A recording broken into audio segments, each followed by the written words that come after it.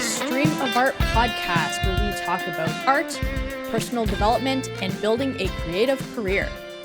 I'm Michelle Manette. And I'm Robyn Lester. And this is episode 28, and today we will be talking about nostalgia. But first, we're going to kick it off with a little check-in where we each share a win, a challenge, and a fun or interesting thing from the past couple of weeks. So Robyn, did you want to get us kicked off? Yeah, in true Robyn fashion, I'm skipping the win and the challenge again this week and going straight to the fun stuff. What was the third one again? Something fun, something interesting. Yeah, fun something or interesting. I don't know if you've been watching any of the Olympics. Have you been? No, I haven't, but I've been hearing a lot about it. Okay. We've been watching that a lot. I feel as though I've missed my calling in some areas. Like rhythmic gymnastics, I'm pretty sure I would have loved that if I had been pushed into it as a child. But my parents weren't the ones to be the pushy parents, which is nice, but also like, if only. But I watched the opening ceremony, which I'll leave my opinions on that. Just, I won't share my opinions. Oh, is there a little controversy around? There's always controversy with the Olympics. There's been like true. a lot of little things. It was interesting. It was interesting, but I don't know if it flowed well. Some people loved it. Some people really, really hated it. But the part of the opening ceremonies I'm still thinking about it is Céline Dion's performance. Yes. Have you seen it? I actually No, I haven't seen. I do have to go see it. I just watched the documentary though, and so I'm just like, now I'm all of a sudden like a big fan of hers. Like, okay, I haven't watched the documentary yet. Highly recommend. Even just thinking about her performance, it's giving me goosebumps. There is something like, it is the best performance I've ever seen, and I really do believe the best performance that will ever exist. And it was just everything about it. Like, I mean, I'm not a huge Céline Dion fan. Like there's some songs that I like, and she has a phenomenal voice, but it's not like I'm a diehard Céline Dion fan. But it was just, and I'm not like someone who, I don't get excited for celebrities, like when they achieve great things, it's like, good for you. But in this case, I was so happy for her that she was able to perform, because she's been, she has that stiff person syndrome, which affects her ability to sing, and how devastating that would be. But it does, like, what a pinnacle moment of her career, right? And she must have just been so, like, to be singing on the Eiffel Tower out to the world, like you're overlooking Paris and you're singing, and it's just like a moment of like true self-actualization, and she nailed it. It was a beautiful thing to watch, and you could see there's a moment where there's a break in the song, and you can see all the emotion just play across her face. Where she's just kind of looking out and like taking it all in. And it's just, I can't describe how it makes me feel, but it was amazing to see. And that will be a video I rewatch on the regular. Yeah, I'm going to go watch that. Actually, I can't believe I haven't watched it yet, because I heard about her comeback and I was so stoked because I just seen the documentary. Yeah. But I haven't actually gotten to watch it. So I definitely will. Because I'm the same way, like there's definitely songs of hers that I've liked over the years, but yeah, I was never like a huge fan, but that documentary completely changed my mind. Like, she's quite a remarkable person, and she's this once in a generation voice. And for her to have lost it, like, and you'll see that too if you watch the documentary, like how much she struggled to sing when, I mean, that's her whole life. And it was like, her voice would crack, and you could see just how it just broke her, but she kept fighting, and that it came at this, amazing, triumphant moment. I think that's just incredible. Yeah, like true dedication to your craft. Yeah. And I think what I really appreciate about her, because I've seen clips of that documentary, and like so there's one bit where she's talking, like, she just loves to perform. It's not about being famous. It's not, she just genuinely loves to perform for people, and she loves her fans, and like she has such respect for the audience. Yeah, it was just, I was so happy. I was so happy for her. Do you know, like, is she going to be able to continue singing? I have no idea. You know what I would love is a follow-up to the documentary where we get Yeah. to see more of her journey to the Olympics and then afterwards. Cause yeah, I'm not sure, is like, does this mean she's back? Or is this Yeah. just she was able to give it like one push and then, because it's a neurological disorder, and I think when it comes to that kind of stuff, it's so tricky to navigate. Yeah. I feel like she probably will have some good days and bad days. And, as far as like doing her Las Vegas show and stuff like that, where she's performing, I don't know how many days to do, like so many. Grueling, right? Yeah. Yeah. It did strike me as, because I know everyone was saying, oh, it was her comeback, but it struck me, just kind of seeing the emotions on her face, it did strike me as this might be my last hurrah. Yeah. And like, if so, what a hurrah. Oh, you cannot top what that. a note to end on. Yeah. Yeah, like, and she's like, her outfit was awesome, and it's just her and a guy on the piano on the Eiffel Tower. I mean, that's the part that kills me. Like, it's So everyone needs to go watch that if you haven't seen it. I'm gonna watch that today when we're done, because it's pretty awesome. Yeah, something that really struck me about her in the documentary as well is just like how she just treats everybody around her. Yeah. And the way she was talking about, like the musicians that she worked with, and how, about what she does to like help bring out the best in people, and just she's so kind to everybody, and that really left an impression on me too. That she is like this consummate professional and master of her craft, and then is just so kind. So yeah, that's what a victory. Yeah. They could have ended the Olympics there, but I think everybody go home. Yeah. Nothing else, except I know the actual Olympics were very exciting from what I've heard. Yes. She was singing in French too. So I'm like, just how lovely that is for her. Absolutely, yeah. Yeah. Yeah, and then the rest of the Olympics have been inspiring too just seeing what the human body is capable of. Not my human body, but some human bodies. Yeah. Yeah, I don't know if I think in one of the podcasts I listened to this week, they might have been speculating about like why does this Olympics feel so exciting, and I think maybe it's that they had deduced that it's probably because the last Summer Olympics were like kind of in the pandemic still, so it was like but now this is kind of like, yeah, we're back, everything's feels like the Olympics again, and so it's just there's sort of this spirit of excitement around it.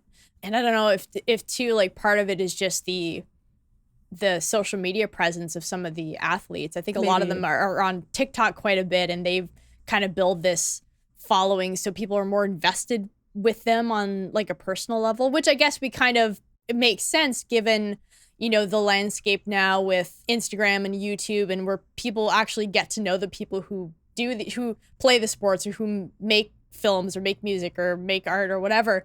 There's this like personal investment. I guess it's that parasocial relationship. So all these people are getting to know the people behind, the Olympic teams and all of that. Yeah. It's really, you feel like invested in you want them to do well.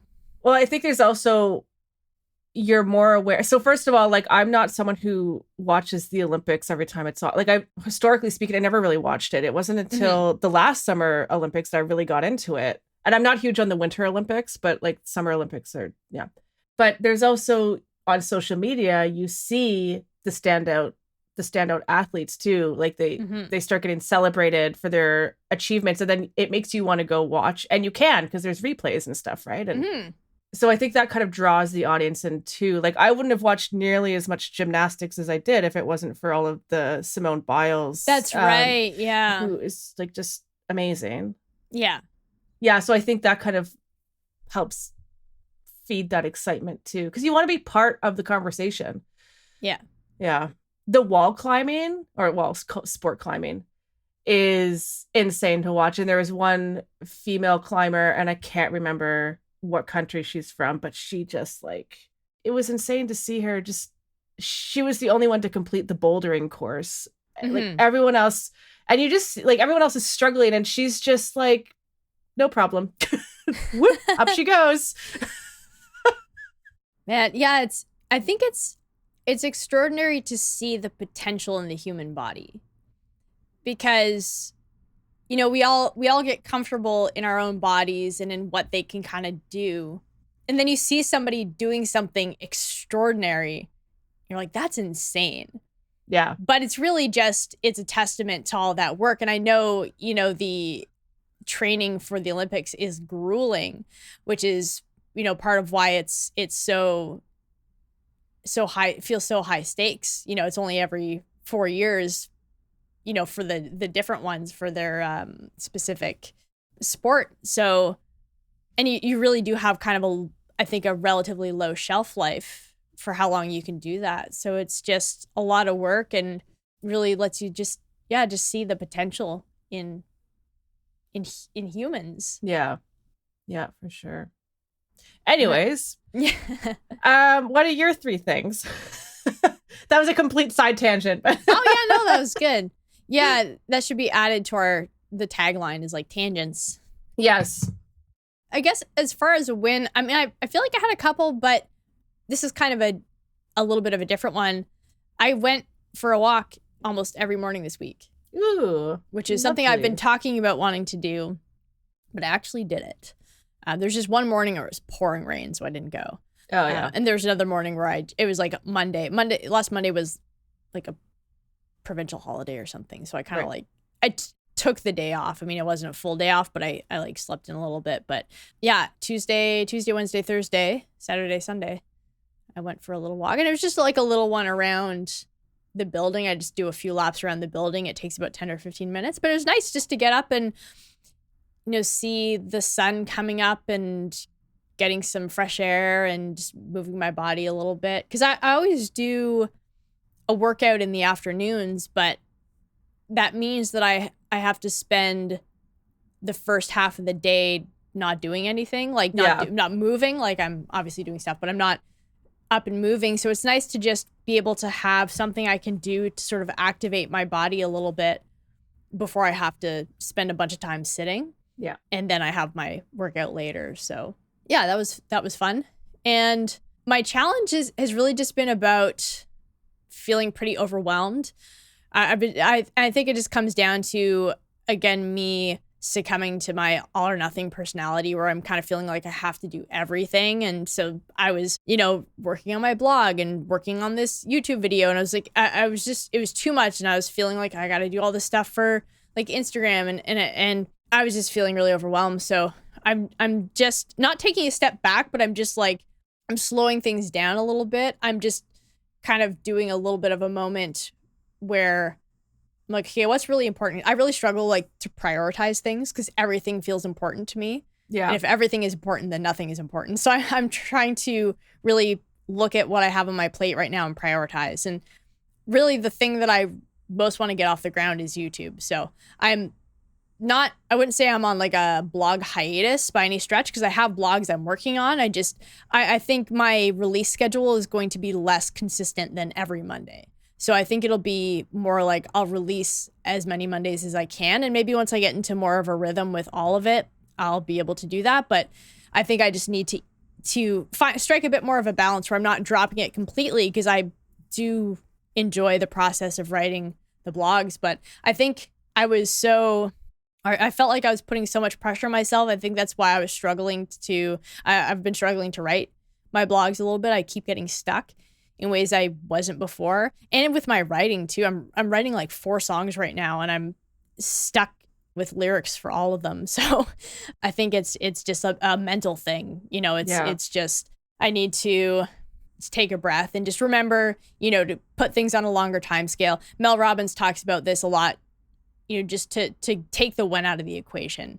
Like, don't worry about when it gets done. Just like, worry about doing the work to get you there, but don't put yourself on this firm timeline because it can get you in trouble. So, well, it's just like, and the list of things to do never ends. That's the thing that I get. Like, it feels so draining because it's like, even if you were to get all that stuff done, is it going to feel like a win? Because it's just going to be replaced with more things. Mm-hmm. Yeah. Yeah, I was talking about this about kind of along the same lines, like talking to my therapist about this recently, just like having to essentially redefine success for yourself. Mm-hmm. Because we do, and I'm notorious for this, where it's like I have the goal to finish all these things, and it's like it's just too lofty. Like Yeah. it's not achievable in one go. It's like breaking it down into like simplifying simplifying it so Mm-hmm. that like I feel successful even if I only get a fraction of that stuff done. Yeah. Yeah, and I'm successful doing that with my music stuff, like my practicing stuff. I've, long healed that part in me where I was feeling like I had to practice every single thing. Like that I've worked on, but it seems to still not quite be translating to the career part of my life where I'm like trying to make all this content and it's, I'm trying to do too many things all at once. Yeah.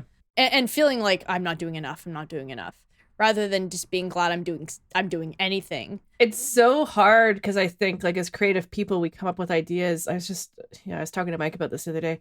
We come up with ideas like so many, and I like I'll go through my notebooks every now and then. It's like, oh, like I just feel like such a failure that I haven't actually pursued these ideas Mm-hmm. or done anything with them. And he was like, well, like you're an idea generator. It would be impossible for you to do all that stuff. Mm-hmm. Nor should you. Like that's Yeah. not necessarily the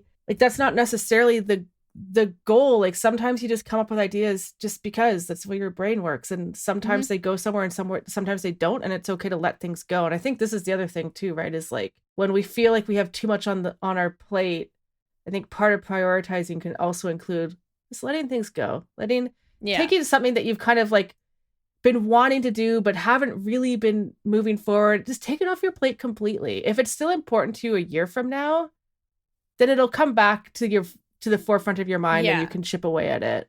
Yeah. And I think that's where I'm sort of getting to is what's really the most important to me right now. What am I really the most excited about? That's getting YouTube up and going. And that's what I did this last week, is that I just worked on my script, which is taking a lot longer than I expected, which I should just expect. That should be the expectation for me at this point. I should just know that it's going to take me a lot longer than I think. Partly because writing a script is a little, for me at this point, maybe I'll get into more of a rhythm with it over time, but it's a little bit different than writing a blog because I have to think in terms of like, I'm going to be saying these things. So I need to make sure it works when I speak it. So I'm doing a lot of practicing saying these things at the same time. And I sort of think that I might have, the script be a little bit, like it might be a little bit more of like a loose suggestion, and I'll kind of just, talk the way I normally talk, but use that as kind of a guideline to make sure I'm hitting all my points. It's just, I'm still so early days with this. I'm just not sure. I just need to get more under my belt. So I think that's going to be my focus at this point. Because as much as I enjoy the blog, and again, I still have ideas and I still like to sit and spend time writing it, I think trying to do that at the same time that I'm trying to get YouTube off the ground is not working. Plus I have all my music stuff that I'm trying to do at the same time. So it's like, that's one, I think, really big challenge of being a musician, is that I have to maintain a certain level of ability. And that means that I can't ever really fully let the practicing go. Because it's really easy for me to say, like, I'm just going to put all of the music stuff aside and just focus on, like, the more career central stuff. But first of all, I mean, that would just make me so unhappy. Mm-hmm. And also then I'm going to be not doing as good of a job with, this is a big part of my job. So it's tricky trying to balance the parts. I guess this is true of any creative endeavor. It's trying to balance the parts that are essential, but that the parts that are essential but aren't making me money. Like, it doesn't make me any money to sit and practice, but it's an essential part of being able to do what I do. But I have to be more focused on the stuff that is going to bring me in income so I can grow my business and all of that. So I think, again, a lot of it's going to come down to me just needing to deal with all my mental blocks and just sort of make peace with, things not working out exactly the way I want them to. Because, that would require more hours in the day than just 24. Yeah, It's funny, like, yeah, you're saying fixing your mental blocks. That's such a, that in and of itself is such a huge task to put on yourself. Mm-hmm. We talk about that a lot. I like try to fix ourselves and stuff. And it's like, man, like maybe the key is actually to just get comfortable in the fact that we're not perfect. Oh yeah. I've given up on trying to be perfect. Yeah, things aren't going like, we're gonna have mental blocks and it's gonna slow us down, and that's just part of being human. Because this constant quest for optimization, it just feels draining. Yeah, and this is where I'm trying to be clear about what my intention is when I'm trying to deal with my mental blocks. It's, for me, it's no longer about trying to be perfect or trying to optimize my life. I'm not interested in that at all. I want to live a life that feels good to me. But the problem is that the fact that I'm in this place where I feel very stuck, like I feel like I'm in this perpetual limbo in a lot of ways, it's really distressing to me. Yeah. And so I know that it's holding me back, and it's like, you know, time is ticking. I'm not getting any younger. I really want to get my life going, and it's just me standing in my own way. So for me right now, that's more the issue, is like, I know these mental blocks are keeping me from doing the things that I need to do to move my life and my career and my music forward. But this is where I am getting some encouragement from Mel Robbins, because she's big on not letting yourself overthink things. And I listened to the audiobook for her book, The 5-Second Rule. And I've talked about this before on the podcast, but her whole thing is, when you get that inspiration to do something to support like a goal. So if you want to write a book or you want to run a marathon or whatever, when you get that impulse, when your alarm goes off in the morning, you count down 5, 4, 3, 2, 1, and then you do it. So you're not giving your brain that chance to talk you out of it, which is really, it's such a big issue for so many of us, just that overthinking. Like, I think thinking through things is incredible. And, you know, even just, you were talking about coming up with ideas earlier, like that's a product of thinking. That's a wonderful thing, like having all these creative ideas, but then having these blocks that then, like, and we've all had that experience of thinking of something and then talking yourself out of it. And instead of just going 5, 4, 3, 2, 1 and doing it and starting to have this bias towards action. And maybe that's the big thing with me right now, is that I need to be taking more action in the direction of the thing I keep saying I want, rather than doing the action that is, again, essential, but is kind of keeping me a little bit stuck because it's safe and it's comfortable. Oh, yeah. Yes. I think we can all relate to that. That's a trap that we all fall into. And of course, in, you know, typical overthinker fashion, I'm like, I'm going to figure out how to get out of this. I'm going to figure out how to dig myself out of this hole, which maybe I will. I've figured out, you know, more dense challenges than that. So I know I'll get there. And then it's tricky because I have this week coming up that's pretty busy, and I'm like, I kind of just want to hammer this out and get it done. But when I have a week where I'm not as busy and I have more control over my schedule, do I sit down and just hammer it and get it done? No. So what's going on there? Who's really standing in my way? Well, that's classic kind of like, you need to feel that time pressure, that crunch. Mm-hmm. And sometimes we are more efficient when we have less time to work with. Yes. Yeah. And it's the, like, I've experienced Parkinson's that. law. Yeah. Yeah. I know I'll get there. It's just very frustrating being in this weird in-between place where I'm trying to move forward into this life that I want. At the same time, my old life keeps kind of pulling me back, and this old version of me keeps pulling me back. And it's like, I need to let that part of me and that part of my life die so I can move on. But it's painful. It's like death is painful, or, you know, it can be, I guess. I don't know. I've never died, so I'll let you know. I'll keep you posted. But like, you know, the feeling of having to let something go can be really difficult. So yeah. But again, like, am I just overthinking it and getting in my head? Should I just freaking do it? I feel like Mel Robbins is just there, like 5, 4, 3, 2, 1, just do it. So I feel like we're just generally just too hard on ourselves. I don't know. This summer I tried to like, and this is why I haven't talked about any art related stuff, because basically I had part-time work that I was doing. And then outside of that, I'm like, I'm just going to focus on working out and nothing. Like, I'm not going to, I mean, I had some to do, like I had a sort of a to-do list for things around the house and stuff, but I just decided just to not to give up, but I'm like, I'm just not going to try to move anything forward right now. And there were some times like that it's been really interesting. Like there were some times where I'd like get that kind of like what you're saying, that like inspiration to start something or to chip away at something, like the workshops as an example, which I haven't moved forward. Yeah. And I would indulge that, but I just wanted to practice taking the pressure off and practice not caring. So it's like, I think, yeah, I need a break from caring. Yeah. That sounds nice. Let me know how that goes. Let me know if it's possible. Yeah, like, I will. possible. I'm curious. We'll see like what happens if I just stop. And will that actually help? Because I experience a lot of resistance as well. I'm like, well, if I just stop caring, that's like, it's a switch you can just turn on and off. Yeah. Will that actually reduce the amount of resistance I feel? Yeah. It's interesting. It's a work in progress. Yeah.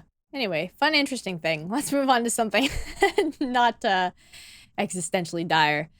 So I got to hear the new Bent Knee record like a month before it comes out.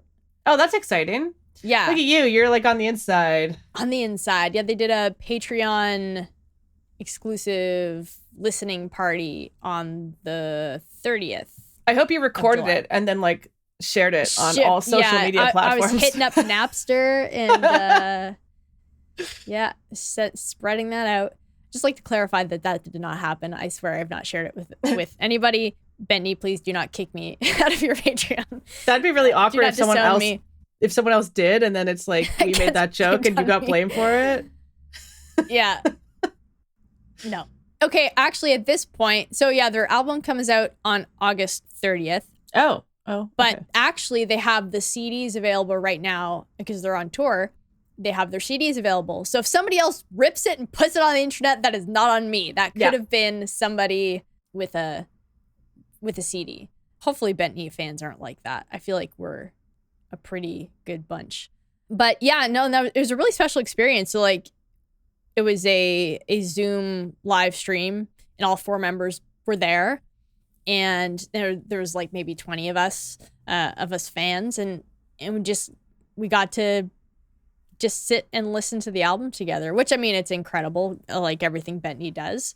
I got like full body chills, teared up a little bit, like just it was really meaningful, and it's the kind of thing that didn't really even hit me until a little bit later, just how special that was. That like my first listen of this album was with the band and other people who love the band. Yeah. So that was really special. And I mean, the album makes me want to make better music, which is part of what drew me to Bentley in the first place when I first got into their music now like 7 years ago. You know, I remember listening and just feeling like it's sort of like what we were talking about with the Olympics. Like, you can see what's possible and it makes you reconsider what you can do, you know, and that's something that they make me feel when I listen to their music, because it's just so good and just makes me want to push myself more and to be better. So yeah, I'm excited that is sort of the one like little tricky thing about that, is that I haven't been able to hear it again. So typically when I hear an album and I love it and I want to listen to it again, I'll listen to it on repeat, but I won't be able to hear it again until the show. I'll more than likely get a CD while I'm there in Montreal. So then I can listen to it a couple weeks before the official release. It's interesting. I never really thought of, like you were saying, it makes you want to make better music. And I'm like, oh yeah, that's interesting. I've never really thought of that before, but there are definitely artists that I really love. And it is because like they inspire me to make better paintings, and how cool that is, when you stumble upon that. Yeah, it's this additional little bit of value that, or significant value that is added to the world when somebody puts out their work, because it can simply be a matter of making somebody feel a little bit better if they hear a song they love, or they see a painting they love, and they just they feel some relief. But for the people who actually also create within the same artistic realm, that can inspire them to push themselves and to make something. And I think about this, I talked about this in our episode where we talked about our 5 of our favorite artists, and I was talking about John Mayer, and part of his influence on me was that he made me want to sound like myself. Mm-hmm. I think part of the reason why I've spent so long finding my voice is because of that inspiration. And that's huge. That's shaped the course of my musical life, finding this one artist. So I, just happened to hear one of his songs on the radio one morning. It's pretty profound. Yeah. And another thing that art can do is trigger a little bit of nostalgia. Which brings us to our main topic. Beautiful segue. So do you want to start us off and just, I don't have any specific direction if we want to talk about relative to art, of course, but, just nostalgia in general. I thought we could keep it a little bit wide open to just see where it goes. Yeah. Well, for with me, I think nostalgia actually plays a big role in the art that I make. Mm-hmm. Well, nostalgia. And so I started doing a Google search because I was like, what is nostalgia? And I also looked up longing for places you've never actually been to, mm-hmm. which is another thing. So it's far sickness, I think it's called. There's a German word for it that I can't pronounce. But it is interesting with my abstract landscape work. And sometimes I'm capturing things that are very much oh yes, I can tell that this is inspired by my time as a kid on the West Coast. It's not again, it's abstract, but I know, to me, this looks like things I've seen.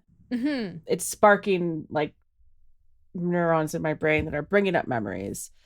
But then there's times where it's a landscape and it's reminding me of a place or a time or something that I've never actually experienced. Yeah. And it's really interesting. It's this other dimension or something that isn't quite reality, but feels real. And I don't know. So yeah, so it has always, I think it does play a pretty significant, and I've always kind of thought of myself as painting memories, but that's not quite right. It's because it's not quite memories. Mm-hmm. Sometimes it is sort of, but it's nostalgia, far sickness, it's hard to define that anyways, right? It's such an interesting experience. Yeah, I'm glad that you brought up far sickness. Yeah, because that's an experience I've had. I always wondered if other people had this too. It's nice to know that it's a thing where I feel nostalgic for a life I never lived. It's a really weird, I've had that before too. Feeling. Yeah, that feeling of I have this sort of image of this life I could have had, and I feel nostalgic for that. But I think far more often I'm experiencing that, the actual true nostalgia of feeling that longing for a different time, a previous time, or that resonance with a previous time in my life. Yes. Yeah, and I think that for me is really what the experience of nostalgia is. It's this feeling of safety, of familiarity. Although it's interesting to think about it in the context of where I am now, because the times where I feel nostalgia for, all kinds of points in my life, but I probably feel it the most, as I think most people do, for my childhood. But that's so far removed from the life I have now. It feels like a different lifetime. Yeah. But I still feel myself, as I was going on my walks this week, feeling a little bit of that back to school kind of vibe. And then suddenly it was I was in the schoolyard again. And it's something that you really can't shake. It's in your DNA. And there's something about, how your different senses are triggered too. So the feeling of the air as it's starting to cool, as now we're making our way into autumn, the smell of the air, even seeing things like back to school commercials and advertisements and stuff like that. And that in itself can trigger like the memory of what my lunchbox smelled like and like my backpack and like going to Staples and getting, you know, new school supplies and like what that smelled like and what that felt like. And I mean, going back to school is not necessarily a good memory. I guess that's maybe not so much nostalgia as just a memory of something I didn't love doing. But I get that for, you know, the feeling like I love autumn. Anything that triggers the sort of memories I have of being a kid and like hanging out in my backyard and what that smelled like, because we had 3 big pine trees that had like a smell to them. And so there's this like very distinctive sort of autumn feel. And it takes me back to that time. And it's like, I think maybe I've spent some of my life sort of trying to chase those feelings, but you kind of can't control them. I feel like it's just, they kind of catch me off guard anyways. You know, I will be out somewhere and something just triggers like this feeling of like being back at a certain time. Yeah. You know, and like each season kind of has its own feel, its own like nostalgia that it carries. Yeah. But I think, you know, part of the reason why we like to watch the same shows over and over and go and listen to old records and, you know, have the same like meals year after year, it's that trying to tap into that feeling of like simpler time and all of that. Interesting. Yeah, because like for me, I'm thinking a lot of the nostalgia I feel is actually like it's like a longing for places I've been. Like it very much is like I don't really feel nostalgia around school, or it is all outdoor related. Like it's I'm not sure if I feel a lot of nostalgia now that I'm thinking about it. No, I do. I take that back. It's just like I don't miss the activities that I did as a kid necessarily. I miss the places I went to, or like being outside in the places that I went. Like I miss it. It is very much like the outdoor experience. That is the thing that I and so when you're saying like seasons trigger nostalgia for you, it's just kind of interesting how like the outdoors, it sounds like it kind of plays a pivotal role in triggering, like nature plays a pivotal role in triggering this kind of feeling of nostalgia. Yeah, I think for me that's probably amplified because I don't go outside very often compared to when I was a kid and I was outside all the time. Yeah, maybe that, you know, for me too. Yeah. Yeah. So I wonder how much of that, and maybe that is kind of universal. Like as a kid, you know, especially when we were growing up, maybe it's a little less nowadays. Just I think kids are sort of on their screens a lot more, but certainly like when we grew up and then earlier, there's a lot more emphasis on like going outside. And so like every season to me had a feeling of like, you know, because I was out in the winter. I was out doing things. I was, you know, sledding and making snowmen and building snow forts and, you know, I was just outside all the time, and in the summer too, and the spring and the fall. Like I found something exciting in every season. There was something that I was excited about, and that's something too. Is like I was the kind of kid who, you know, for all the anxiety that I had even as a child, like there's a lot I was excited about. Like it didn't take much to make me excited about something. Like I loved every holiday and I loved the new seasons, and I got excited about like really simple things. And I think maybe part of that comes into play for me because I feel like, you know, as an adult, and, you know, I'm sure you can relate, you know, it's just that sort of overwhelming sense of like dissatisfaction with being an adult. You know, it's just, you know, I feel like I still carry a little bit of that with me. Like there's a lot I enjoy that's very like I like the simple pleasures, but you know, it doesn't feel as weighty as it did as for me as a kid, where I would look forward to something like my mom putting up the Halloween decorations for weeks leading up to it. Yeah. Like I couldn't wait. I remember walking home from school and just like hoping I'd see like the stuff in the windows, like, you know, that kind of thing, that kind of excitement where that would get me through a bad day at school because I'm like, I know it's coming. You know, so like little things like that, I feel like I long for the innocence of that kind of excitement. Well, it's interesting. So like yeah, longing for simpler times, but I also think Yeah. it's funny because the words, like the feeling that I feel when I think about these nostalgic moments from my own life, it's a sense of freedom that I'm missing. Mhm. And it's funny to associate like freedom with childhood, because in a lot of ways, you're, as a child, you're not free. You have to follow the rules of the house, and you can't just go off on your own and do whatever you want. Like, and you don't have financial independence, you don't have any Mhm. independence. But there's a freedom, I think, just from responsibility, and Yeah. how amazing that is. And also just like the child's brain is experiencing so many things for the first time, and Mhm. the world probably seems so big and open and full of possibilities. And Yeah.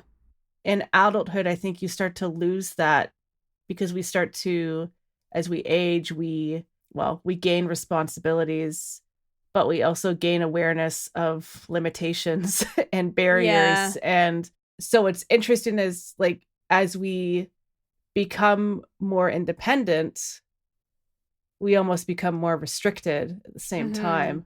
Yeah, it's this internal restriction, because technically when you're an adult you could just not do anything, but you feel the overwhelming weight of responsibility that drives you forward. So Well, you because go to the job and you do the things, and yeah, if you have a family to support, so like, yeah, it's like you don't have the option to do nothing, whereas a well, because you kid you you could, because your could. parents would take care of you. Yeah. Yeah. Well, Maybe that's just hopefully. what I want, is just I want somebody to come in and fix everything for me. Yeah, we're all just longing Take all. to have parents, to be parented. Yeah. Yeah. It is interesting how I do have moments of nostalgia for points in my life that are beyond childhood. I do get moments, like, for as horrible as my university experience was in a lot of ways, there was a lot I remember about it that I do feel that sort of longing for. Yeah. And like a lot of the time over, again, kind of like my entire adulthood, I've had something going on, but they're like, that's kind of not what I remember. It's the stuff that haunts me, of course, like all the trauma and all of that is the stuff I have to work through. But when I'm thinking about those times, I'm often remembering the stuff that was good about it. And it can be as simple as remembering what it was like to be in the last house I lived in, which I only moved away like a year ago. So it's not that long ago, but there is that sort of like longing for that familiarity and like the routine there. And, when I still had my dog and sort of like what that felt like. And of course it's that, that realization that you go, I really took a lot of that for granted. Yeah. And I feel like maybe you brought this up in a recent episode, the idea of, I'm not going to remember how you worded it, but I think the general idea was, feeling like you want to appreciate the now because you don't know that it's not going to get harder down the road. Like maybe this is the easy time. Yeah. Maybe this is the time I'm going to look back on and be like, oh man, I should have enjoyed it. Yeah. And I just finished watching The Office, and Andy says something like that. How do you know? He was talking how about, do you know? If only we knew we were in the good old days before whatever it was. Yeah. Yeah. Before we weren't in the good old days anymore, or whatever, however he said it. Yeah. Yeah, exactly. And maybe that is something we can use, because I think, nostalgia can be a little bit of a trap if you feel like you're always looking backwards, because the past is done. Yeah. It is certainly nicer to look back and think fondly about the past, but it is done. You're never going to recreate it again. It's like that's lost. Yeah. Again, the future is not guaranteed, so really all we have is now.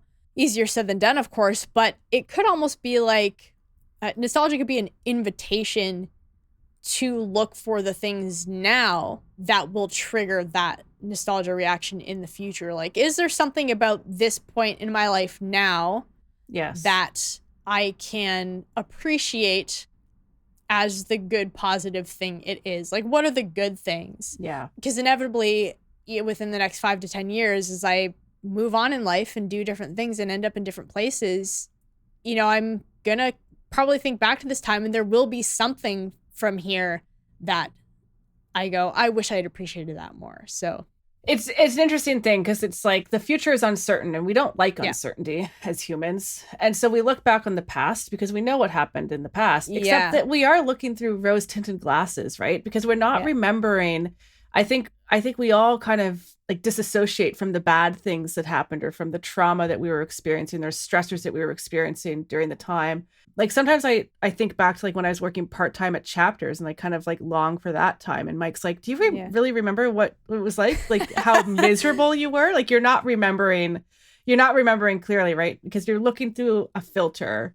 Yeah. Which is lovely, but it's a dangerous place to live. And I think I fall into this trap because I think I live and think about the past a lot. But then there's, you know, pivotal moments, particularly from my childhood, that really have, like, they live with me in my soul. Like, it's just, it's such a fundamental part of who I am. Like, there's just, like, those memories, those kind of core memories they continue to inspire me. They continue to have a function, even though sometimes the longing is so intense that it does make me feel sad. Yeah. But I think, like, to your point, and so you were talking about as a child, like those moments of excitement. And I remember that the Halloween decorations, the Valentine decorations. I remember how excited I was for Halloween. For like, you know, I'm getting excited in the beginning of September. You're counting down the days to Halloween, to one night, right? And how exciting that was, how exciting Christmas was and Easter.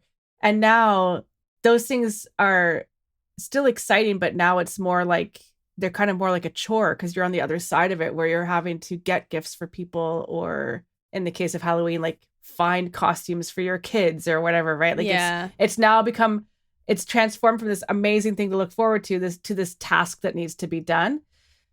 And so I'm thinking, like, as adults, instead of looking for, like, we're not going to be able to rekindle that kind of sense of excitement around these things, but can we shift into focusing on the gratitude? And just really feeling grateful for what we have. The good things that we have are the things that we're going to get nostalgic about in the future. Yeah. And I wonder if that's sort of the trick to combating the longing and sadness that nostalgia can trigger. Time is a funny thing. The past looks awesome because we filter out all the bad stuff that happened. The present is stressful because we have all these things we got to do and we're not doing them, blah, blah, blah, blah. The future is scary because it's uncertain and all that, right? It's just like, where is the time period where we're just content? Maybe that is death. I will let you know. Yeah. Keep you like posted. we need to cultivate that in the now, you know? Yeah. And I think that is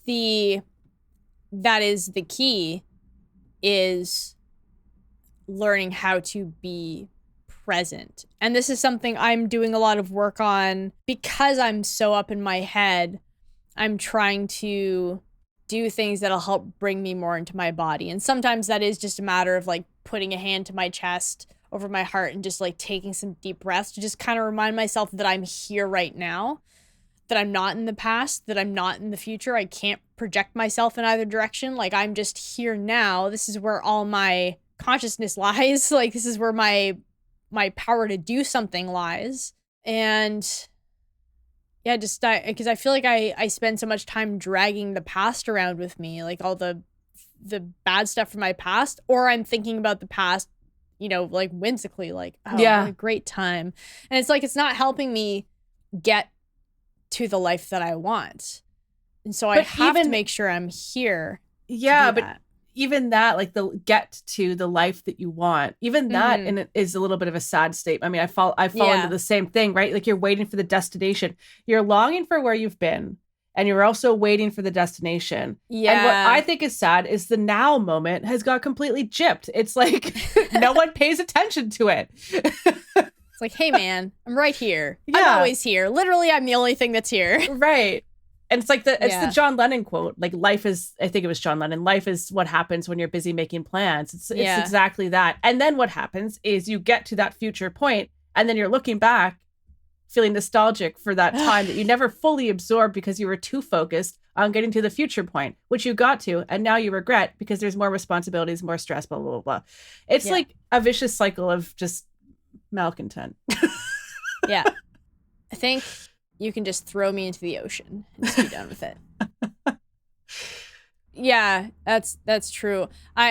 Maybe that is even so much of the challenge I'm experiencing right now with feeling like overwhelmed is that I'm not really in the moment.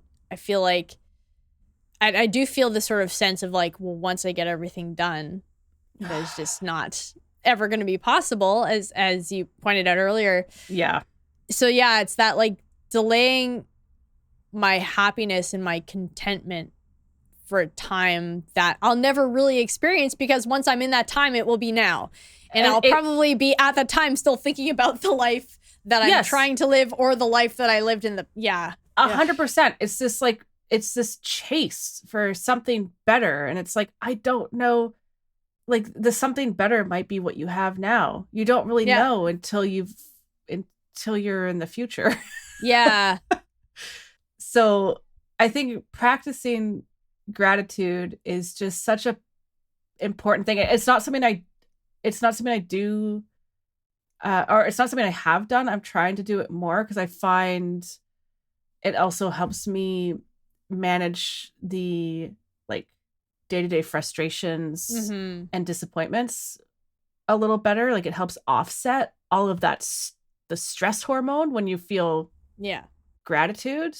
And it just kind of helps center you and put things into perspective too, right? The dog is so great for that, because it's like, I'm petting the dog and I know she's not going to be around forever. And it's like, I don't want to miss a moment of this. Like, I don't want to look back 5 years from now and think like, oh, I kind of forget what it was like to have her around, or like, I wish she would, just, I want to know that I loved her as much as I could and pet her as much as I could and was present with her as much as I could be. Yeah. And so I think like trying to apply that to every area of our life, I think we would all be much happier, maybe not, but just much more calm, content, balanced people. Yeah.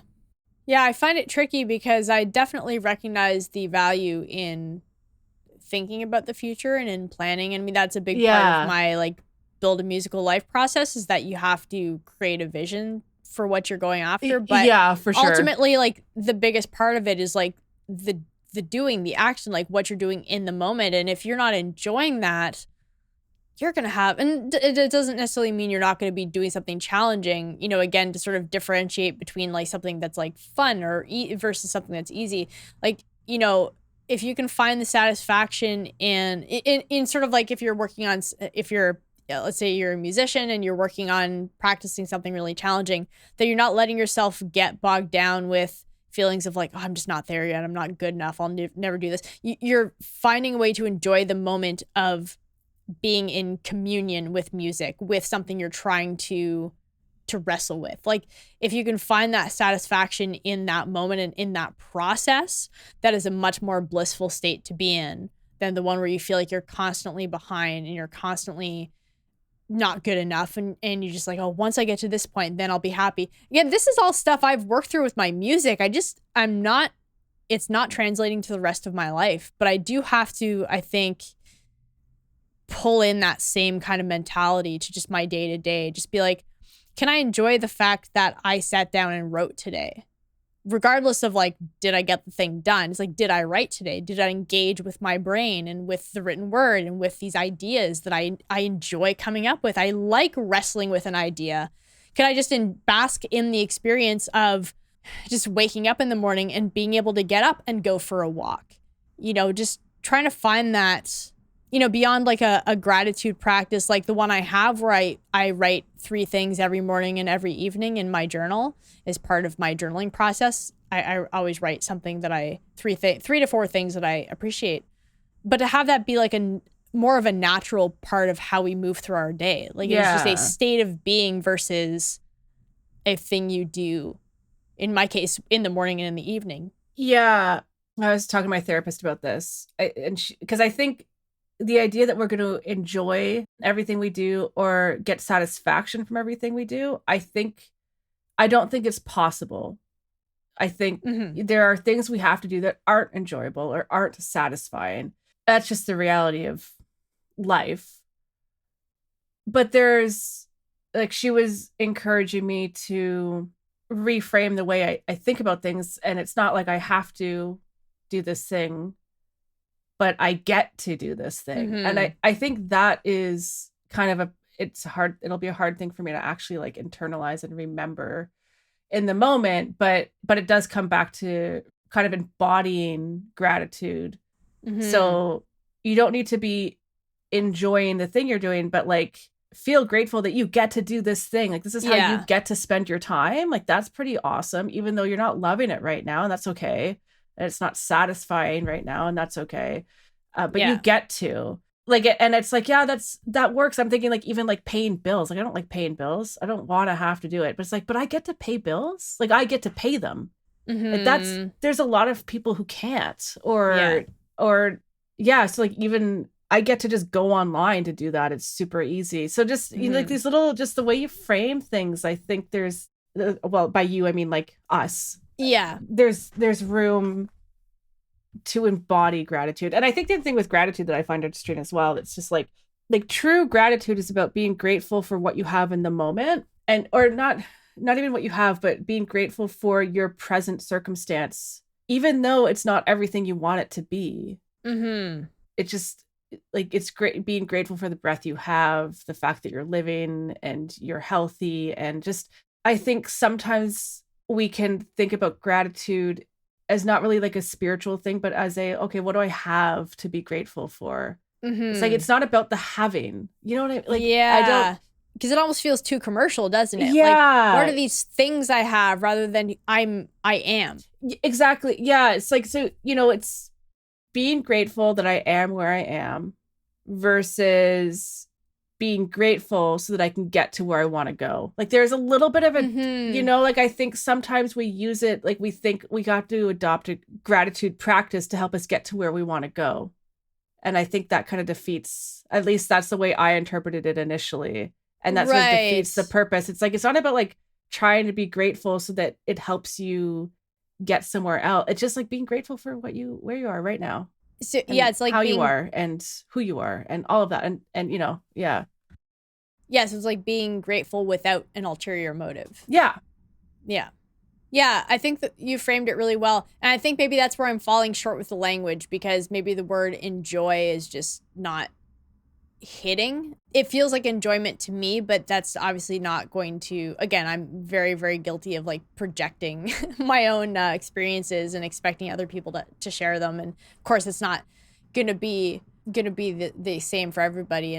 But yeah, the idea that like I get to do this. I think about that a lot with music. Like, why would I ever complain about needing to practice? Like I get to, like it's a gift, and sometimes it's really hard, but I think I'm just also far enough in my journey that I think my perspective is just very different. But yeah, there's certainly like a lot of things I know I need to do that I really don't want to do, and I don't think I'm going to enjoy them at all. But I know it'll be satisfying to get it done. And ultimately maybe I can find a way to just be grateful that I'm alive to do the thing. Or even have like the freedom, like to be living in a society where you have the freedom to do it. I think is, like that's something that's been top of mind for me the past little while. Is just like there's so much we take for granted. I mean, I know there's a lot of issues in Canada and stuff, but like the fact that we live in a democratic society and we take for granted the stability, because it's not necessarily stable. It could shift. Things may not continue the way they are. And then it's like we're looking back and we're kicking ourselves that we didn't, you know, appreciate the freedoms we had when we had them. Like, not saying that that's going to happen, but like it could. Who knows? It is like true uncertainty where you just do not know. You can make some guesses about what's going to happen, but things can change on a dime. Well, and I think there's a lot, like I'm just thinking, we've never experienced war in our country. Like that is, I think we've become a little too, we don't know what it even feels like to feel the threat of that potentially happening. We take it as, you know, the norm. That's how it should be. And it's true. That's how it should be. But that is definitely not how it is for many, many, many, many countries. And we are extremely lucky. And even just when you start to really, really internalize that, that is a really great, I think, kind of gratitude practice too. That is very, puts things in perspective. Yeah. Yeah, for sure. Yeah, and I think that's really inspired me to make that an active practice so I can embody that, because I spend a lot of time arguing for my limitations, and it's just not helping me. What do you mean by that? Just, again, dragging my past into the present. So trying to make excuses for why I am where I am, which, I mean, there are reasons that are, beyond my control, and there are some that were in my control, and I've made bad decisions. But, it doesn't serve me to keep arguing for for the ways in which where I am now is wrong or harmful or whatever. Because it certainly does not make me, feel like super excited to get up and face the day. Yeah. But yeah, I think just having a different perspective, although it's not going to necessarily change my actions, it's going to change how I show up in everything I do. Well, and probably will contribute, I would think, would change your energy too. Like, because trying to almost like rationalize where you are today is effectively telling yourself that where you are is not okay. Yeah. And that's a pretty draining experience on the psyche. Yeah. Because like really there's nothing wrong with where you are today. Like it may not feel like that to you, but yeah, and I think that's part of gratitude too, is like being grateful for who you are as a person, the good parts and the bad parts, which is an extremely challenging thing to do, because we don't like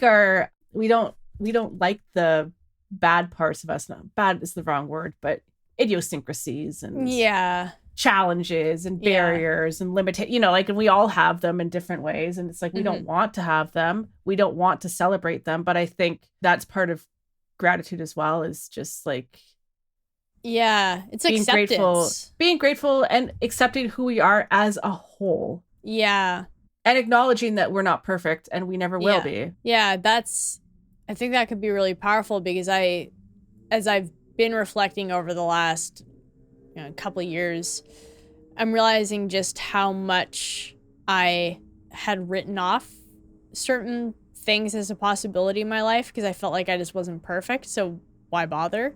Yeah. So yeah, the idea of like just that full embracing of where you are, again, without an ulterior motive, not like I'm going to embrace all the parts of myself I don't like so I can get rid of them. So that I will be a better person. If I accept them, they will go away.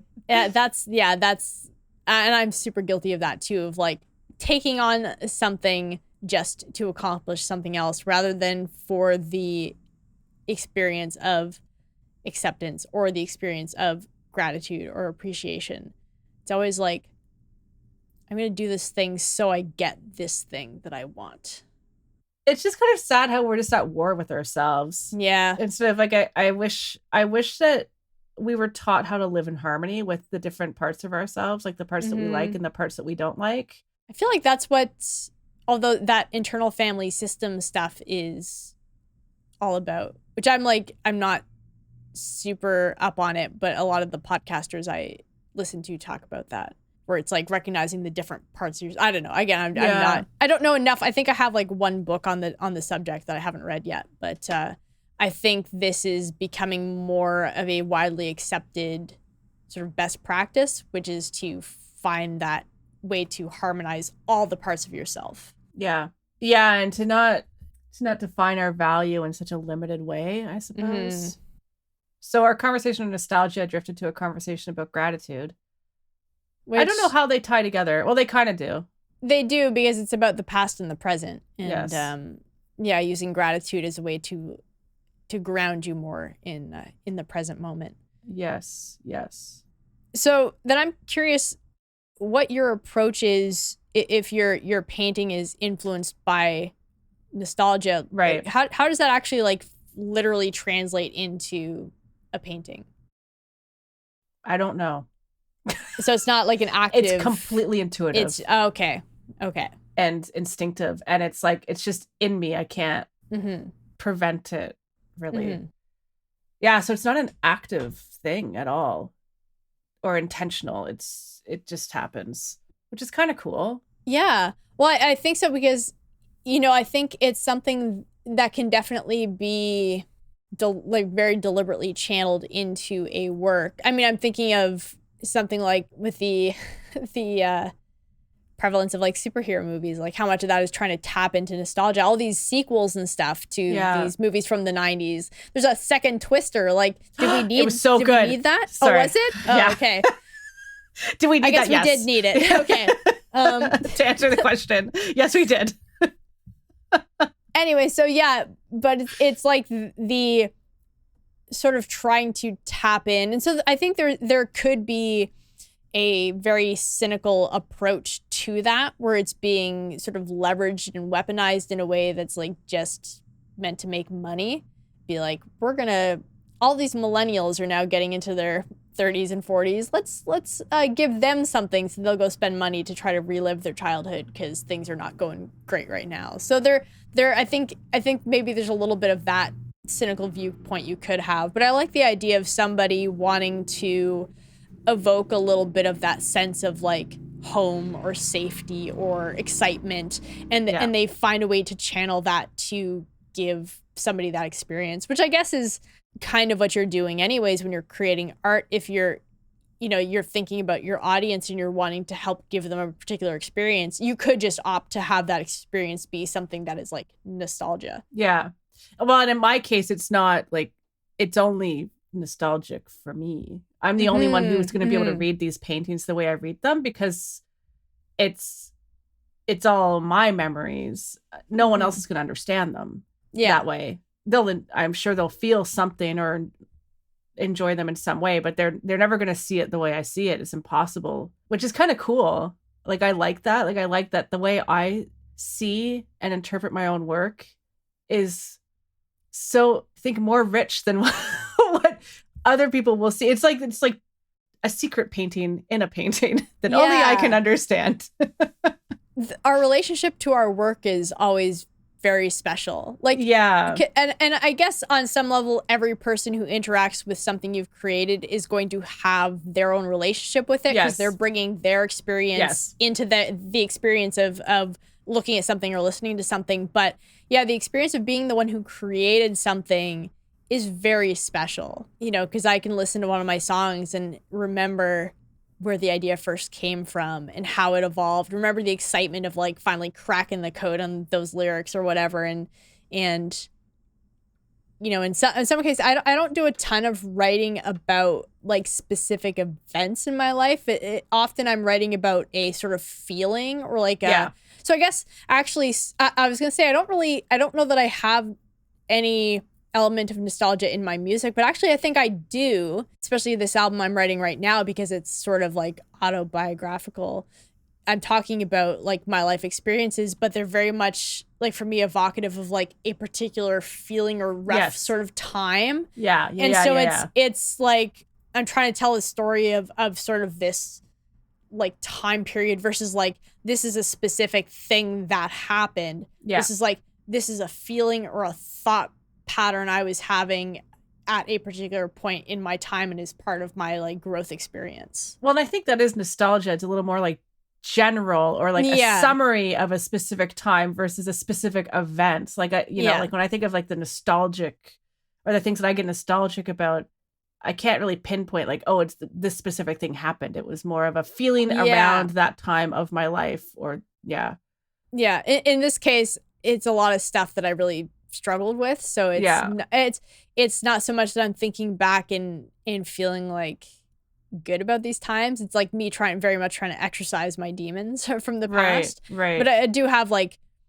one song that it sort of takes me in my mind. And again, to your point about your secret painting inside your painting, like in this song, as I'm listening to it, like the different parts of the verses reflect a different kind of period of my life. So it's like the first verse is like a kind of very particular, it makes me think of a very particular window of my life. And then like the next verse is kind of like two different parts of my life. So it's like for me, because the lyrics in this particular song I'm thinking of are a little bit nonsensical to somebody who's just like on the outside, but to me it makes perfect sense, right, for like how it applies to my life. And I guess the hope is that by connecting with an experience you've had, you're inevitably going to help people connect with their own experiences, because there is that universality to human experience. So it's like the specifics of what makes you feel nostalgic are yours alone, but there's that, certain feelings are going to be triggered. And like for me, especially as a musician and like, or just as somebody who listens to music, I can listen to an album and it makes me feel nostalgic for the time I was first or primarily listening to that album. So I can listen to Born and Raised by John Mayer, and I'm like, that is the summer between my first and second year of university. I can listen to Emotion to Commotion by Jeff Beck and go, that reminds me of when I first started reading the Sword of Truth series. And like all these things. So it's like, it's not that the music itself triggered any sort of nostalgia, although some can, but it's that I developed a relationship and experience with that work of art. And so now when I listen to it, it takes me back and it can trigger those feelings of nostalgia. I was just thinking, isn't it amazing? Because I'm thinking, like, what other triggers for nostalgia are there other than, like, I'm thinking music, definitely, TV shows for sure, art maybe, but maybe to a lesser extent. We engage with it differently. So I think it can, but in very specific kind of scenarios or situations. Yeah. But like I'm trying to think like what else, and the changing of the seasons is another one. Smells and food and yeah. But those sensory things. Yeah. Of which art is very much a sensory thing. Yeah. Yeah, definitely. It's kind of cool. Mm-hmm. Yeah, I a while back I took a course about writing memoirs. Mm-hmm. And she was like, one of the things she was suggesting was, because people were like, well, how do you remember everything? Like, how do you, and she was saying like, consume all the things you consumed when you were that age or whatever, right? So like listen to the music you were listening to, watch the TV shows you were watching, eat the foods you were eating, like do all, like put and it'll help trigger memories. And I think it can, which is really, really cool. Or at least help put you in that kind of emotional space again, so that you can remember like how did it feel? Because it can be hard to remember a feeling. Yeah, especially when our brains are so good at filtering out the stuff that wasn't so good. So like, actually this time was pretty great. It's like, actually no, that time was pretty awful. You're like, my brain doesn't seem to remember that.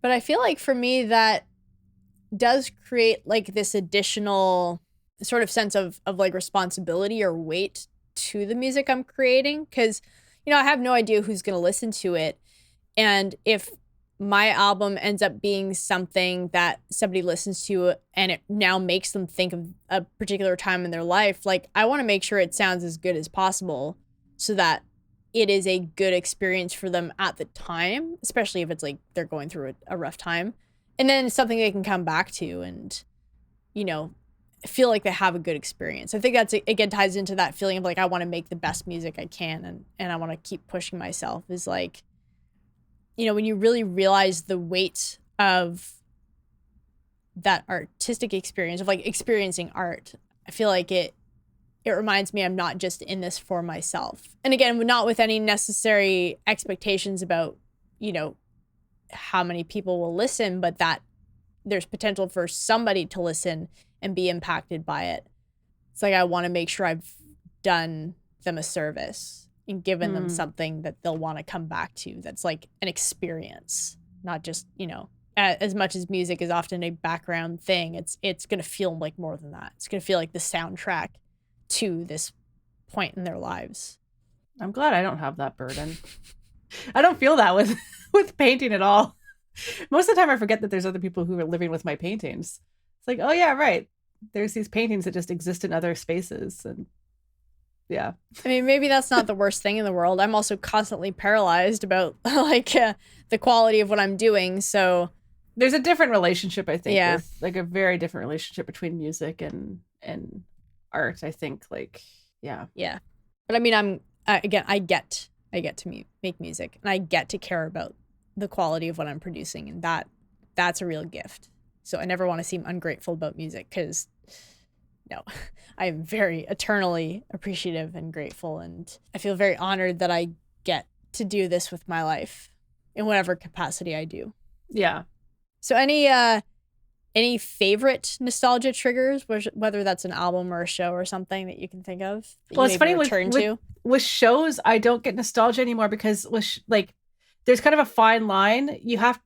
So like The Office, I've rewatched it so many times that it never triggers any nostalgia. It will trigger nostalgia for the last time I kind of watched it. Right? Okay. Yeah. But it doesn't. Yeah. And so there's some shows from my childhood that I've rewatched numerous times in adulthood, so they don't trigger the same nostalgia. Like Seinfeld is a really good example. It doesn't trigger the same nostalgia that it used to, like when I was not on my 20th rewatch of Seinfeld. Right. So like you can kind of numb the triggers if you overdo it. That's true. Yeah. But like, I'm trying to think. Like Mike and I rewatched Everybody Loves Raymond not too long ago, and that was one. And music, I actually find music that triggers that kind of nostalgia or brings me back to a time. I find that actually really hard to listen to. Oh, interesting. Yeah, it's and I was thinking about this a bit earlier, because I do kind of, I don't know if this is normal or not, but like I don't really feel a continuity in my life. Like when I think back, like if I read through old journal entries, it seems like it was a different person who wrote that. Like I don't feel connected to the past versions of myself.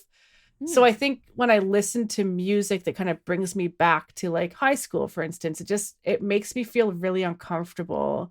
So I think I do kind of disconnect myself. Oh, interesting. I don't know if everyone does that or if that's just a me thing.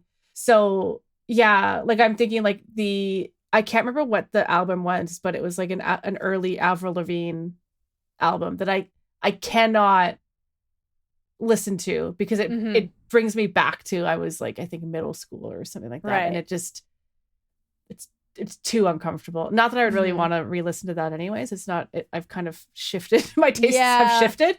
Yeah. But so there's definitely like, there's lots of music that does that for me, but I kind of avoid it. Particularly the music that's more angsty in nature, right? Like I'm thinking like there's lots of music that like Fleetwood Mac, Dire Straits, Smashing Pumpkins, and some other ones that are like really bring me back to early childhood, but there's no angst there. So I'm fine listening to that stuff. It's when it brings up that kind of like, it brings me back to a space that I lived in or lived through that wasn't comfortable. That's the stuff I'm like, I don't want to go there again. Right. Yeah, I think I can relate to that, where there are certain albums that it's not necessarily that I wouldn't ever revisit them, but that there is a lot of pain associated with listening to some of them. And in a lot of cases, it's kind of a mixed bag, where it's like, I can remember this album being like a good part of that time, but there was a lot going on at that point that was really devastating.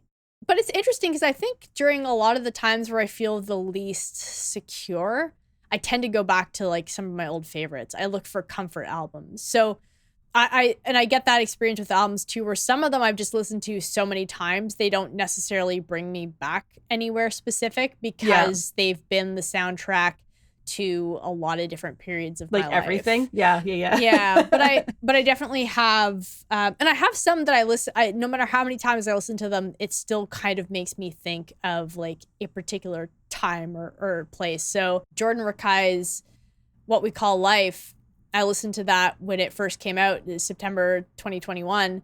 And that was like right around the time I got the Mass Effect Legendary Edition. Yeah, and right. And I played that game endlessly and listened to that album at the same time. So now there's like this association between Mass Effect and that album of his, which I love. I love both those things. So that was a very like, that brings back nice memories of me sitting, having a cup of tea, listening to the album, playing Mass Effect, which is my favorite game, and just like that was just, and it was autumn, which is my favorite season. So there's just like this feeling, or I got into James Blake around that time. So a lot of his music will trigger memories of Mass Effect as well. So yeah, like things like that. and I've listened to his stuff like endlessly.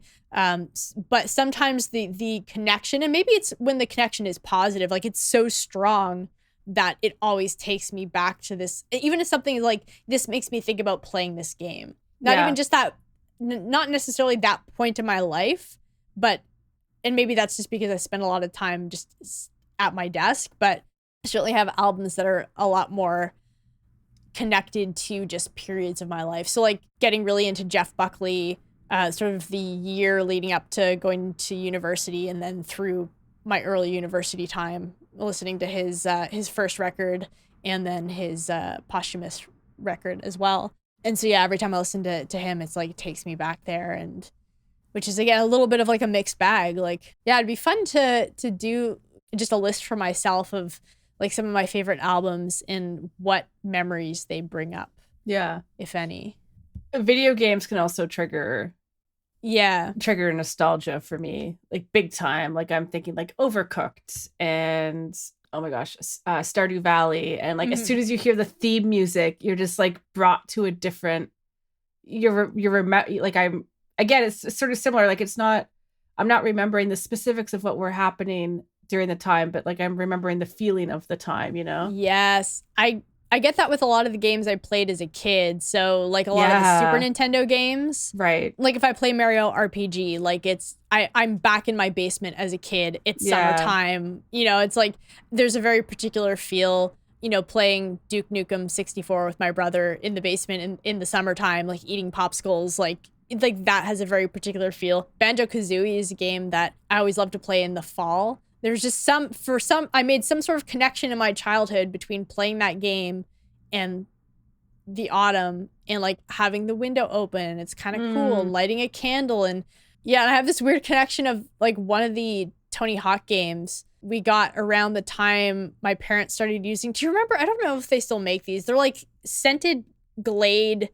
things, and it was like you had to lift up the tab to like expose the wax. Yeah. There was like a particular like an orange one that they got and would sit in our basement, and like that smell. Yeah. At that time, I think I was like 13 at the time. There's that connection, that like the experience of being in my basement with the smell of that Glade wax thing, and then like playing this Tony Hawk game. Like that's a weird, like one of those connections where I think about Tony Hawk and that's what it makes me think of. We didn't even talk about smells. Yeah. Like, smells are such a big, like there's times, and I don't know what it is, but there's times where I'll walk down the staircase here and it smells like my grandparents' house. And I'll close my eyes and I'll just like sit there smelling until it goes away. And it'll just be like a few seconds, and I have no idea what the combination of scents is. Like I don't know, because it's just, but it brings you right back to their place. Like it's crazy. It's that scent memory is so fascinating. And I think scent is the strongest sense tied to memory, if I'm not mistaken. I think so.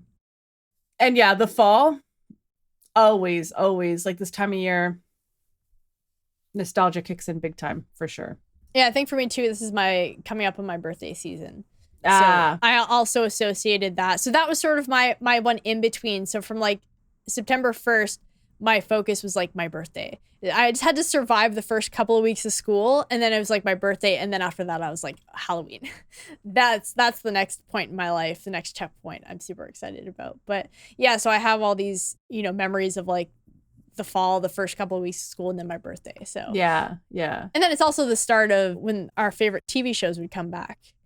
Oh, of course. And news shows would air and all that. Yeah, I kind of forgot about that. Which makes you wonder, like we've been talking about triggers, right? Like shows, music, specific albums. And I'm just wondering how those triggers will shift with the new generation as we've shifted to like streaming platforms where like there's not really there's not that same sort of like you go to school and you're all talking about the latest episode of The Simpsons or whatever. Like that doesn't exist anymore because people aren't watching things on the same schedule. So will that impact the things that trigger sort of nostalgic, not even nostalgic necessarily, but just trigger memories, Yeah, I think collectively, for sure, I can't imagine that not having an impact. I suspect what you'll get are sort of different pockets. So like different friend groups will have their things that they were into and they talk about, whether it's from Netflix or YouTube or TikTok or whatever. And so it's definitely like, I think it's like splintered. So you'll have, which I think we're just seeing with the internet in general. I think a lot of people have very different experiences of the internet. Whereas I think with the early internet, there is much more like connectedness in terms of everybody kind of seeing the same things. But now because everything's so algorithmically curated, you're kind of only seeing what these, you know, apps and platforms decide you should see based on your experience. So yeah, it's interesting because Grace Helbig, who's I guess a little bit of an older school YouTuber, for anybody who doesn't know who she is, she just got back into posting videos on YouTube, and she did one recently making some like cottage cheese sort of influenced recipes and stuff, and because she was like, oh, there's like a lot of cottage cheese discourse. And then after the fact, she realized like, actually, that's just because of my own like algorithm. That I guess there wasn't a big like cottage cheese thing. So a lot of people were like, I didn't realize there was like a big thing with cottage cheese. But she's like, I guess that's just like a product of my own TikTok searching. That's hilarious. So, yeah. Oh man, that's embarrassing too. Like to be outed that you're like. I mean, she took it in stride as she always does. Yeah. But it was still a funny video that she posted. But you know, you're firmly in adulthood when your curated content is around cottage cheese. Yeah, so wholesome. Yeah, so I think you're gonna see that more and more. It's just these very like insular experiences. And I mean, even just with the stuff we were talking about, you know, as far as video games, like sometimes it'll be that you've played a game with somebody, and like for me, a lot of my video game memories come from playing with Mike while we were growing up. But a lot of my gaming experience now is just on my own. So that's not like, I don't get to have this shared experience with somebody. So we are already doing a lot of that just by nature of us being all more isolated. Mm-hmm. But something then like the Olympics is like a pretty big deal, that although there is a lot of flexibility in when you can like watch, if you want to watch replays, it's still something that kind of brings people together. And maybe that is also part of the appeal of the Olympics. It's that there's this feeling of community around it. Yeah. That the Olympics is something that the entire world pretty much, I assume, maybe some countries don't, but like the whole world is watching, you know, it's this global participation, and that's really exciting because it's going to connect you in ways that you just aren't normally, because we're all kind of living on our own timelines. Yeah. Which, I mean, you know, again, I don't necessarily know that that's a bad thing if your sort of isolated memories are good ones, if you're having these things that you can think back on and appreciate the experience for what it was. But there's something about being able to reminisce with somebody, which is, I think, where nostalgia is most powerful, when you can get together with people who had that same experience. You know, it's the fun of like family reunions, I assume, although I think some people hate their family reunions. I don't do them, so I don't know. But, you know, when you get together with family and you could talk about, oh, remember this time when we did this thing, or when we used to do this, and there's that collective like experience of just like appreciation of the past. Yeah. Yeah. And it does sort of, you know, I think for our generation, that we can meet another millennial and be able to say, oh, did you have this too? And it's like, oh yeah, we did. And so you have this sort of like shared, because we talked about that in the episode on identity, like having that shared experience of like being able to find another artist and have this sort of shared language, and that we sort of all have that as like within each generation, you have like your things that you can connect with. And ours might be the last that has like that same sort of, to share so many of the same experiences, because we were watching the same TV shows. We were, you know, of course, obviously, again, every experience is different, but there was a little bit more of that. And maybe just because we didn't have the internet, we were sort of like at the mercy of YTV and Teletoon and whatever else we were watching, the other stations we were watching. Well, and I think too, like, I to your point, I think you probably do now have like groups of kids that are watching the same shows, but I wonder if the shows have the same impact, because I know for me, we binge watch things so quickly and then you forget it because you're not really you don't really have time in between episodes to process what you watched. So it doesn't really cement into your memory. Yeah. And so then you just kind of forget, like, oh yeah, I completely forgot that I watched the entire series of Succession. Like it whereas if Succession had aired 20 years ago, where it's dropping a new episode every week and there's only a certain time you can catch the episode, I would have remembered it much more, I think, you know? Yeah. So I feel like we are the last generation that will reflect on TV shows in the same way. Yeah. Yeah, there's really something about living with a show for, you know, the school year. Well, like, it was amazing to me. So I rewatched Grey's Anatomy recently. Not recently. That was like, it might have been a couple years ago, actually. And I remembered it. Like, I hadn't watched it since high school. And I remembered it so well. Like, I remembered as the episode was happening, like, oh yeah, I know what's going to happen next. I know what's happening in the next episode. Like, it's crazy to me that I remembered it so clearly, so vividly. And then repeat that experience of the show that I've kind of binge watched and I rewatch, and it's not like cemented in my brain the same way. Yeah. Which could also just be a product of, like, I think memories might stick in your brain better when they're formed at a younger age. I'm not 100% sure about that, but yeah, it could just be an aging thing for sure. Yeah. Anyways. Yeah.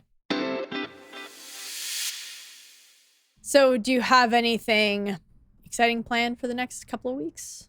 No, not really. Not at all. There's a couple of art shows that I missed the deadline for. So I won't be participating in any shows this fall, so I have nothing to prepare for. Yeah, nothing going on. I don't really. I'm hoping to kind of, like, I'm starting to feel a little bit more inspired to paint again. I've been doing I've been making some natural ink again, which I played around with a couple of years ago. So I'm doing that. I was doing that again. I might play around with that a bit more, but I don't know. I'm in one of my off periods, so I'm just rolling with it. Yeah. Yeah. How about you? Well, I have a very busy week coming up. I'm going to Montreal on Tuesday to see Bentley. And then after that, I mean, I've got a lot of lesson prep and stuff to do. Also, next week, I have this like 3-day online business summit. So it's like a business coaching for coaches, for online coaches, which is essentially what I am. I'm a teacher/coach. So I'm going to be doing that. And yeah, and then besides that, I'm going to keep working on my YouTube video, get that script done. And, you know, again, I'm not making promises about when it's coming out or anything like that. But if anybody wants to keep track of what I'm up to, you can subscribe to my email newsletter. If you just go to my website and scroll down the page, you'll see there's a slot. You can just enter your email and then subscribe.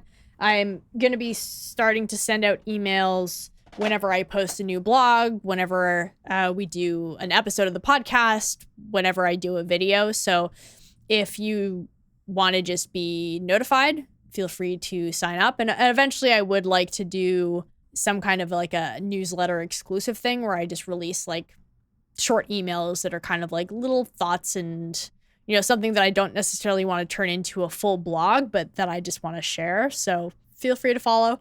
Yeah. And music stuff, working on these songs. Same stuff I do every week, pretty much. Try to take over the world. That's what I was thinking too. Speaking of nostalgia. Speaking of nostalgia. So yeah, thank you everybody for listening. You can send questions and comments to streamofartpodcast@gmail.com. You can follow us on Instagram at streamofartpodcast.com. Stream of Art Podcast. Oh my God, my brain is just, I was up before 5 o'clock this morning. That's going to be my excuse. Love it. Yeah. Okay. Instagram at Stream of Art Podcast, not .com. Don't add .com. It's not going to get you anywhere. You can follow us both on Instagram as well. I don't think either of us are particularly active at the moment. I will be eventually. Again, no promises as to when that is going to happen. It'll happen when it happens. But you can follow us and wait with bated breath about when we each post our next thought or picture or whatever. And you can join our Discord, where we sometimes post a little bit more often. It's a little bit more active there. I mean, a little more active compared to nothing. So, you know, again, expectation minus reality. And yeah, I'm very tired. My brain is just... You pitched all of that real well. That was amazing. If you know somebody who would enjoy this nonsense, please send them our way. And like and subscribe and all that stuff. Yeah. Click the bell. That's the wrong place. This is the wrong platform. I don't think we have a bell anywhere. All right, time to quit while we're ahead. Bye. Bye.